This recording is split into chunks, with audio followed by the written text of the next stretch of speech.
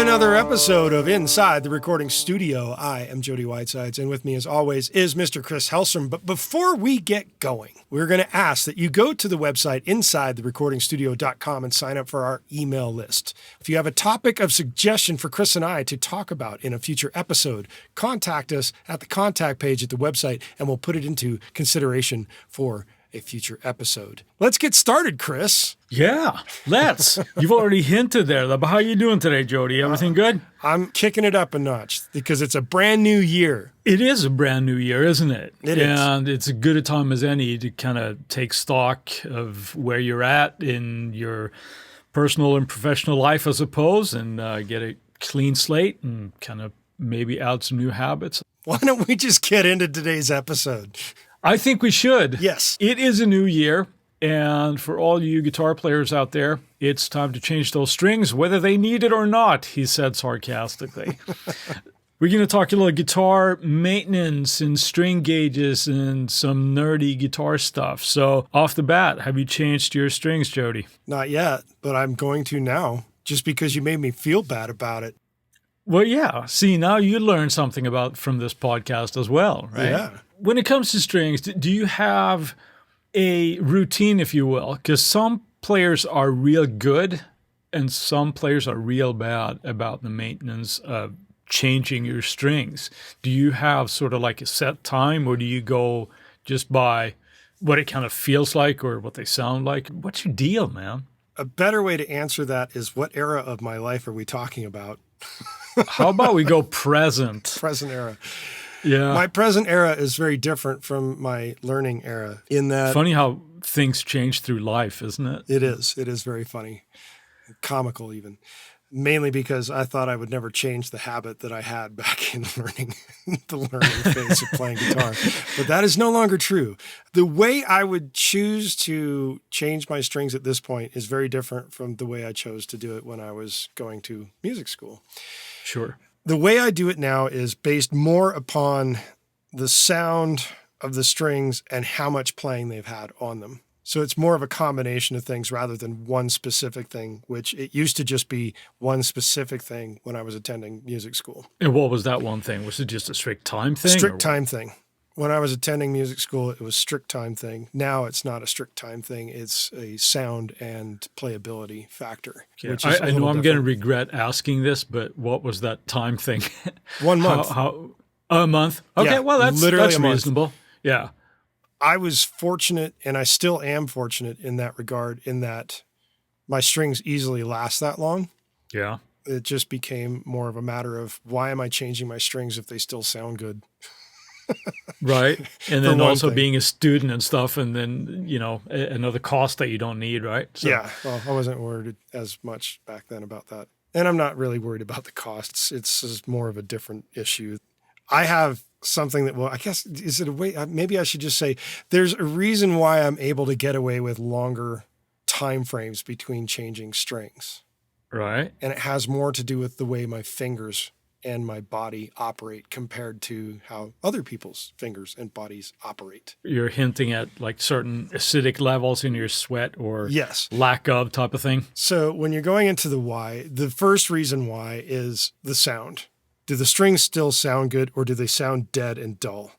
And Sure. if I need I do have one guitar that I kind of let the strings sit for the longest period of time for recordings that need a duller sound, so to speak. And I have other guitars that I change them a little bit more often, just based on whether or not something needs to be spanky and bright. The bigger thing that I tend to look at too is whether or not they still hold tuning. Yeah, sure. That's because a big one. Some strings, or actually lots of strings, or all strings, eventually with the tuning, it becomes a real pain in the ass to keep them in tune because they're so dead. You don't want your strings lasting that long because that's really ridiculous. But as I was mentioning, dirty strings is what I was trying to get at with the concept, is that my fingers do not emit a lot of sweat, nor is the sweat very acidic. So the strings don't collect dirt and they don't get goopy or crusty or grody. Yeah. So I don't have a need to constantly be wiping my strings with a rag or whatever. I don't have that issue. That just, my strings don't have that problem. Most of the time, it's just a time factor and a sound factor of like, do they sound good still? And if they don't sound good still, it's time to change them. But that's just me. How about you? How often are you changing your strings? I actually adopt the same kind of mentality like you say. Do they still sound good? And do they feel good? If those are still present, I'll go a little bit longer. But I try to go maybe like 45 days with a set of strings. But I also... Month and a half. Look at you. I know. Yeah, I don't know if that's good or bad, but my strings generally don't wear out all that much. And obviously it depends on how much I'm playing. Sure. Right. And if I'm doing a bunch of recordings, that I'll be a little extra anal there and make sure I'll change them to make sure that they still sound appropriate. But the same thing there. It's almost shocking every once in a while when you pick up somebody else's guitar and it's like, ew, what the hell have you been doing with this? Were you eating pizza right before you played this? Or deep sea diving? Yeah.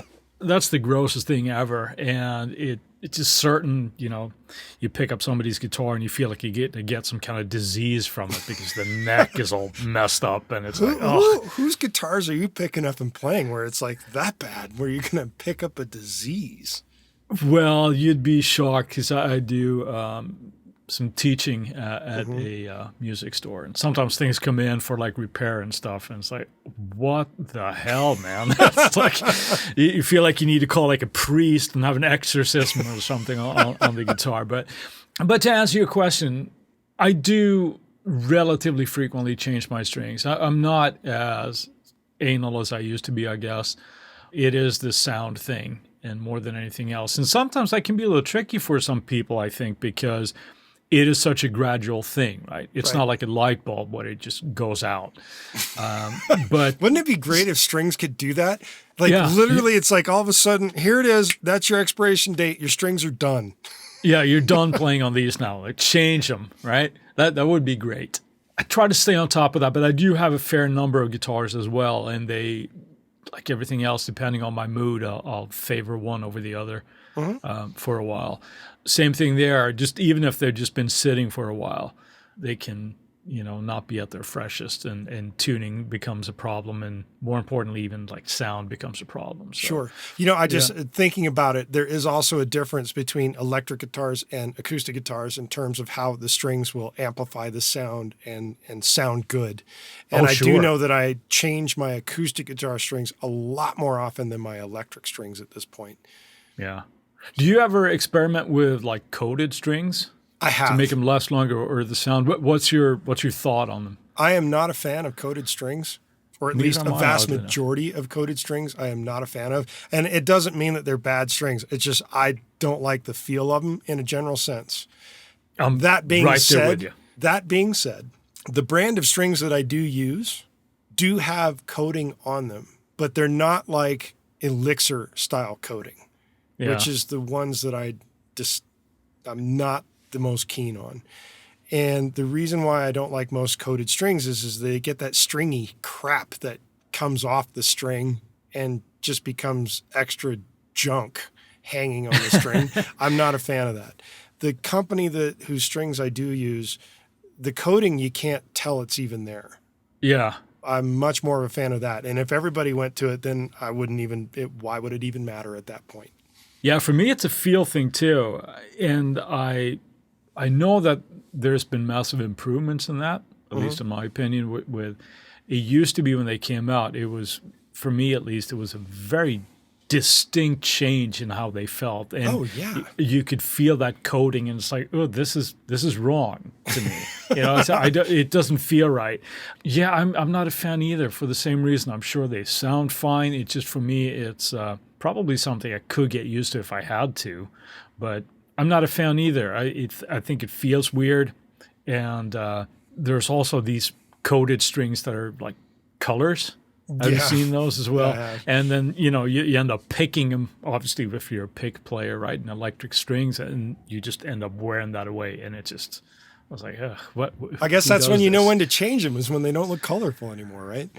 I guess, but, I don't know how gimmicky can you get, I guess. But, ooh, was that out loud? I don't know. Yeah, I know. No, coated string is not my thing either. But I do know players that swear by them. It's like, yeah, I love these. They last me longer. And if you are one of those people that your sweat and stuff just wears out strings, coated strings make a difference for that. Totally, absolutely. I think there's other people that have nickel allergies and stuff that can suffer tremendously from that. So coated strings is probably a way to go if you're one of those unfortunate people as well. That's something you have to deal with, because that can't be fun. All right. Well, let's shift the focus away from coated strings now and talk about actual string gauge, as that's kind of the more important thing that we were thinking of in terms of this episode. Sure. What is your opinion on string gauge, Chris? Well, there's a lot of variables there that come in. All things being equal, standard tuning, that type of thing, I think it's just whatever feels good. Mm-hmm. I have been dealing with, for the last several years, I've been dealing with some issues with my fretting hand, with my tendons and stuff. So I was always playing like a standard, like 10 to 46 type of set. And I ended up having to go down and play 9s, 9 to 46s. And right now, I'm feeling a lot better. So I've actually stepped up a little bit more. I'm actually using a 9.5 to 9.5? Yeah. Because that's how cool I am. That's what I play. That's what feels good to me. I will go in more why I've chose those as well. If you are a kind of player that do a lot of down tuning and you're doing a lot of drop tunings, or if you're more of like a modern metal player and you might be tuning to like C or things like that, obviously that will influence the gauge that you end up going with. If you're constantly doing that, you probably have to step up a couple of sizes, because if not, it's going to feel like you're playing with rubber bands, right? Because the strings are going to be so loose. Right. That's the only time I would go heavier. Now, I have some other thoughts on that as well. But I think I'm going to let you answer the question first, and then we'll kind of come back to that. Okay. But what gauge do you use, and what's your reasoning for that? A couple of years ago, my gauge changed. Initially, for a good long time, I was a Dean Markley Blue Steels player. That was my string of choice. And I was playing their heavy gauge, which was 11 through about a 52, 54-ish or something like that. Yeah. I think that's what their gauges were. Kind of hard, because I had been using them for so long that I just bought the packages based on heavy gauge. Right. And having the endorsement helped too. So it's like I didn't really think much about it. However, things changed. And I decided to switch string companies when the A&R guy switched companies. Gotcha. And I'm now playing a brand called Cleartone. Okay. Cleartone allowed me to create my own custom gauge. Ooh, interesting. Yes. Actually, anybody can buy a package of Cleartones and they can be custom gauge. You just order them off the website. It's like, these are the string gauges that I want, and that's what you get. And at that point, I decided if I'm going to switch brands of strings, I'm going to switch everything about what I'm doing. And why I did it was because I was thinking about options of going smaller like you did, and not due to hand issues with carpal tunnel or anything of that nature, just because I wanted to switch it up and think differently about what I was doing. I happen to be a fairly heavy-handed player, regardless of the style that I'm playing, which means I learned very early on to hit the string. Yeah. Like really, from classical guitar playing, hit the damn string.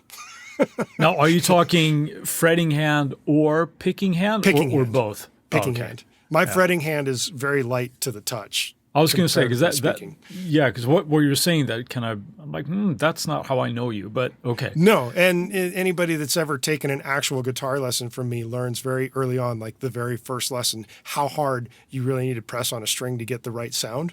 Yeah. And it's not much at all. On a scale of 0 to 10, just a real quick note, scale of 0 to 10 in pressure, 0 is you're just not even touching the string, and 10, you're pushing it till it touches the wood of the fretboard.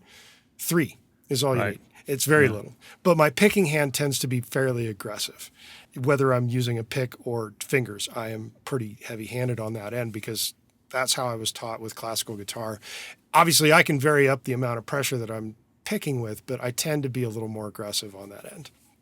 instead of a heavy gauge of 11 through 50 something, I decided with Clear Tone that since they were going to make me a custom gauge set, I would just custom order the strings in that regard. So on my 6-string electrics, it's 10, 13, 17, I think. Mm-hmm. And then it goes to like 36, 46, 58 or something. It's a heavier end.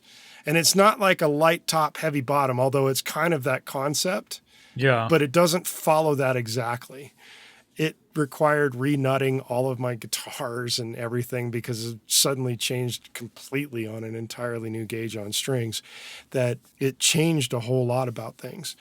And I really dug it because I could dig in on the heavier strings and it wouldn't push sharp as hard on the heavier hits, which was great. Yeah. And I could still get a nicer feel on the bending for the higher gauge strings without feeling like I was really working at like Stevie Ray Vaughan, who was known to play like 12s and 13s. So I kind of chose that concept to just have the best of both worlds in that regard. I chose that's kind of very custom gauge.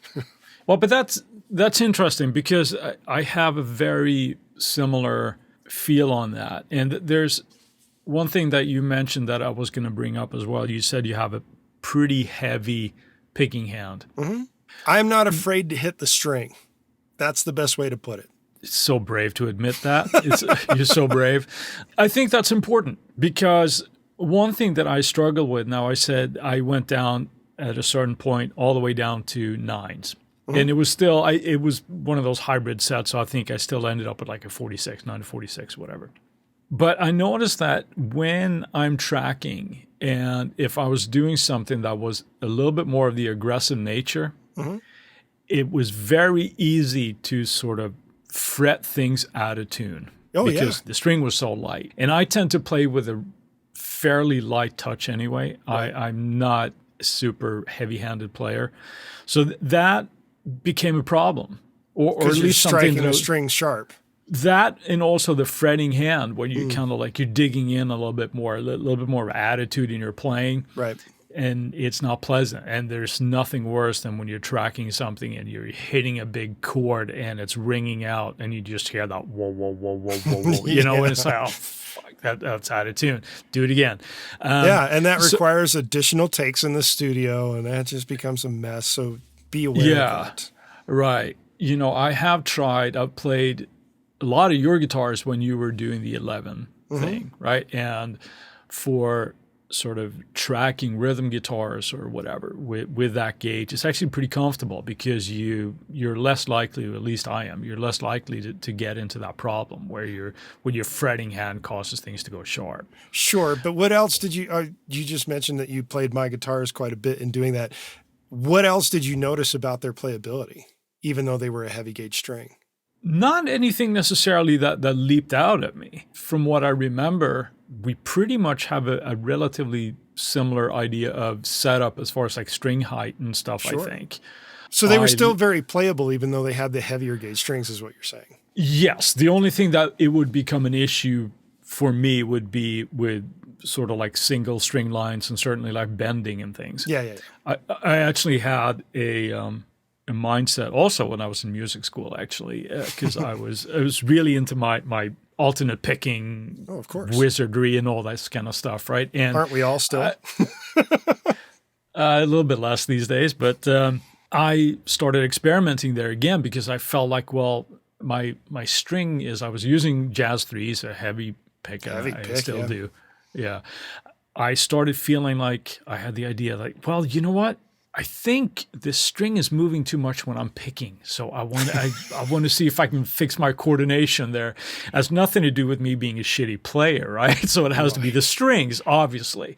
So I experimented there with a heavier string for that. Although that felt pretty good when you're doing like just rapid picking on a string can feel pretty good on a heavier string. But again, the playability there with bending and stuff, just the payoff wasn't there. But that's also one thing when you're doing that, so is to consider. I want to interject real quick again because there's one thing I didn't mention. And What's you that? Brought it up that tuning also makes a difference as to what gauge string you're using, but also the number of strings you have on your guitar. I have mentioned 6 strings. I have a bunch of 7 strings as well. And when I made that leap to the custom gauges from Cleartone, I ended up with a low B string, which is what I tend to do mine with. I am playing a bass string that they make. Now, I wanted a slightly larger gauge, and they were like, well, that's going to drive the cost up because that would have to be a custom wind on that string. But if you went with this one, so my low B doesn't fall in the same line of the D, A, and E string in terms of succession. Yeah. It's slightly lighter as a B string, but it is one of their light gauge bass strings. So it's kind of strange. And now that I'm actually kind of slagging off into the bass area of things and we're talking more about guitars, let's take a quick word from our sponsor. And we're back. And we're going to move on a little bit in terms of conjunction function with string gauge. And if you decide to change your string gauge as you're changing your strings for the new year, there are some other things that you really kind of need to put into consideration when you do this. What are some of these things, Chris? Well, frets and fret height. One of the drawbacks of not being diligent with changing your strings is that you end up wearing out your frets really, really quickly. Why do you especially say that?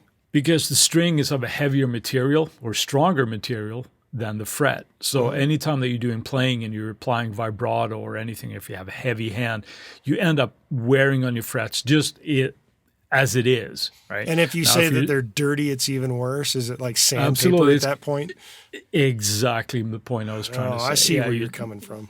Yeah, so that is something that you also want to consider. And one thing I usually tell people is when it comes to maintenance that they complain, I don't want to change my strings. Okay, well, depending on the quality of your guitar, changing your frets is something that you want to avoid, and it might not even be cost effective for the guitar that you have, right? Sure. Yeah. So, you're going to spend like $200 or $300 on like a $150 guitar, I've already done that.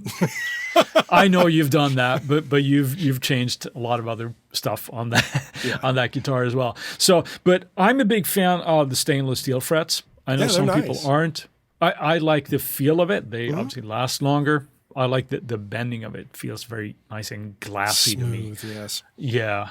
Another thing that you need to consider as well is fret height or fret size. Right. Do you have a preference there, Jody? I use jumbo frets because I got big fingers. That's I have a simple way of saying it. All right. Well, I have tiny fingers, but I like jumbos as well. I like a really tall, wide fret. Yeah.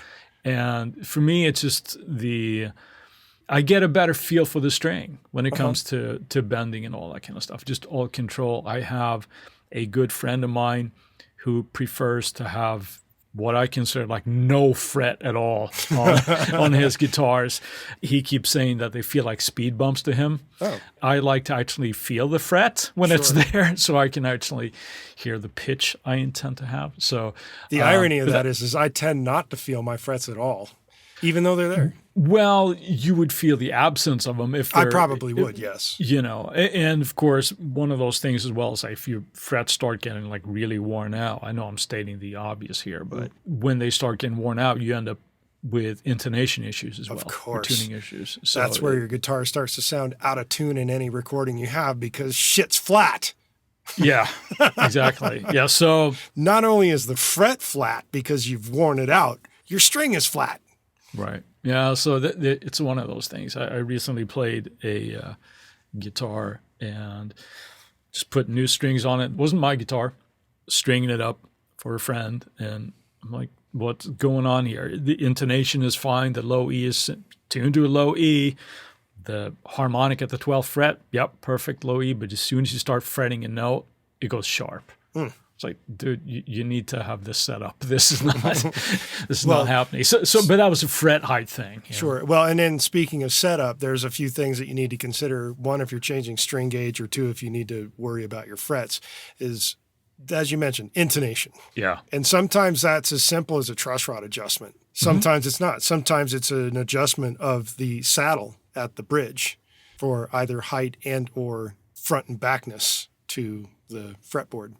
Another thing to consider is cleaning your fretboard, especially if you have the acidic fingers and you're getting the junk buildup going on with the playability. Like I remember guys at music school who had guitars that looked like they had been drugged through the sand lot.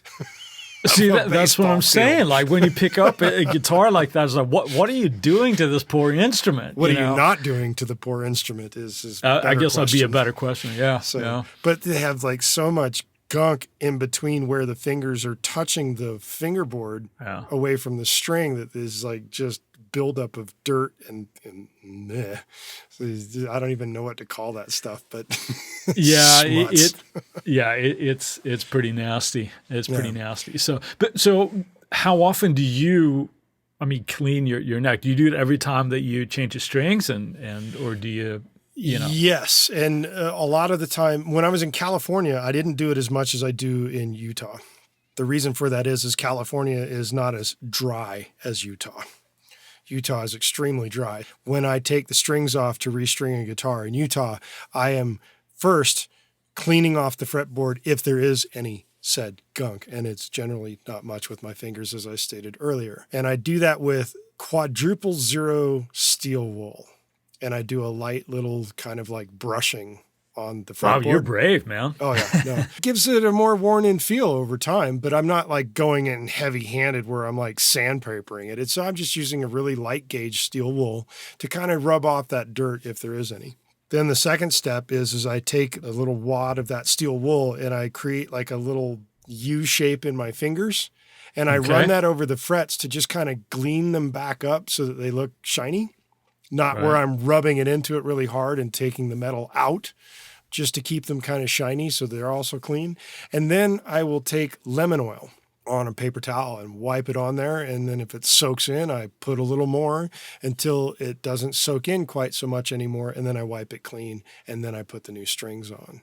That's my fretboard cleaning. I don't use any kind of strange dedicated cleaners. I haven't found anything that works better than lemon oil. So that's what I use. Yeah. All of my guitars. You do okay. So now you kind of answered my question. I was going to ask you, do you have the same sort of method for your acoustics and your electrics? Yes. But it sounds like you do. I do. Okay. I treat them all exactly the same in that regard. All right. Fair enough. Mm-hmm. Fair enough. You? I like it. Yeah, I do. Yeah, I do the same thing. I don't do it every time I change my strings. I do it if I start noticing that there's a little bit of buildup, or if it's been 6 months or so, I will take them off and do the lemon oil thing. Just a very little goes a long way, and it just kind of conditions the wood a little bit, the fingerboard wood. Yes. Well, and that's what I'm talking about in terms of the difference of where I was in the country. On a little bit of an A side to that, what about the back of the neck? Do you like a lacquer, or do you sand that down too, or what's your thought? Being that a vast majority of all of my guitars are custom made, 2 of my guitars have lacquer on the back. Okay.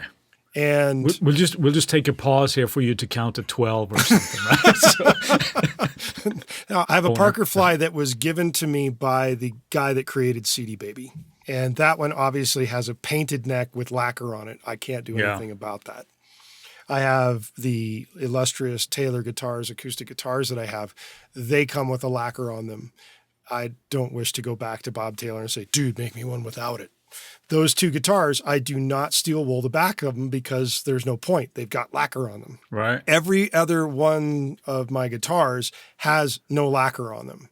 Most of my electrics are custom made, no lacquer on them, because I love the feel of the direct wood on my thumb. Yeah. That just feels so much better to me. If it's starting to feel a little bit slow, I will take a wrap of like an entire Brillo pad of the quadruple zero steel wool and run it up and down the neck, just smoothing it back out or whatever it is that it's doing. It just does a nice little like quick job of getting the speed back on the back of the neck.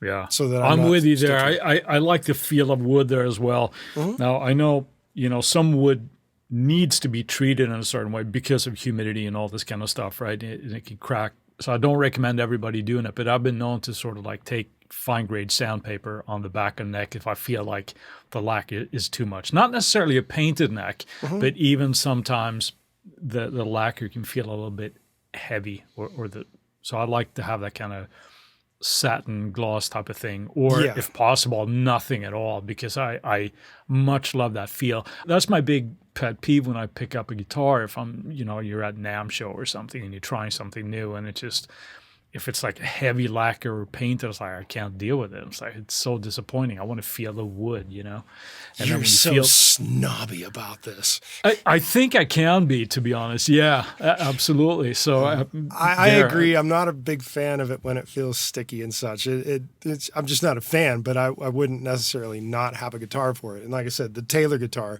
it has like a type of lacquery finish on it, but it generally tends to stay quite smooth, so I don't have to deal with it, so to speak. It's fine. The Parker, since in a studio, I never play that thing live, so it's fine. If it feels gunky, I'll just grab a rag and wipe it off, and I'm good to go. I am with you in that I prefer the feel of the wood. Yeah, and that would be, sort of sacrilege if you had like an older Les Paul or something. Obviously I would not be as brave or as arrogant to take sandpaper to that, but it doesn't mean that it's not tempting, Sure. But it's all for the art, man. It's all for the feel. It's all for the string gauges in your strings. So remember, it's time to change them. It's that New Year thing. Do it now. Yeah, take care of your guitars and they will take care of you, and your recordings and playing will be all better for it. All right. And with that, let's move on to our Friday finds. Chris, you always kick it off. What are we kicking off with today?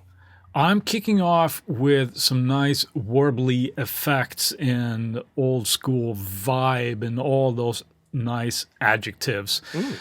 Through Plugin Alliance, there's a company called Neold that have a plugin called Warble that was just brought to my attention. And what does it actually do? It's a plugin that adds essentially tape effects, but not in just as an adding saturation. You can do that with it, just to add tape saturation, but it also adds sort of like wow and flutter to your signal to add movement to it. It's a modulation effect, so it adds a little bit of movement, but it has that sort of gooey sound to it. So if you're looking to use it on something, I would very much call it a special effect. But it looks really, really cool, and I'm a fan of everything that adds some dirt to stuff. So that's my Friday find, Neold Warble. What about you? Well, I'm going to go with a concept based on today's episode of strings. And I've already kind of mentioned this company in the episode in and of itself, and that is Cleartone Strings. And just as a heads up, I do actually have an endorsement deal with them. That's why I'm a little biased for them. The reason why I'm choosing them is we did kind of discuss it in the episode where coated strings can be make you feel wiggly and wibbly and not in the sense of like this plugin that you're talking about. Cleartone is actually a coated string, but it is not coated in such a fashion that it feels icky to me.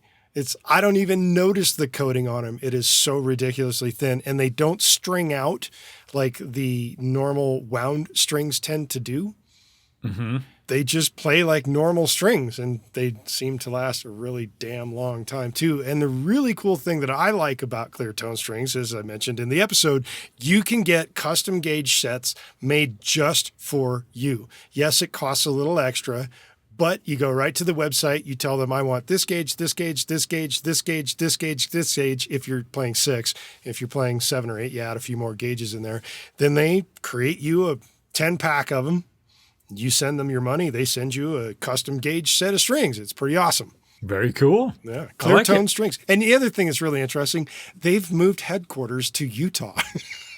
Oh, good for you. No, I mean, I just think it's interesting. It's kind of like I didn't expect that. It was like I got the endorsement, and a couple of years later, it's like, hey, yeah, we're in Utah now. It's like, oh, well, that's cool.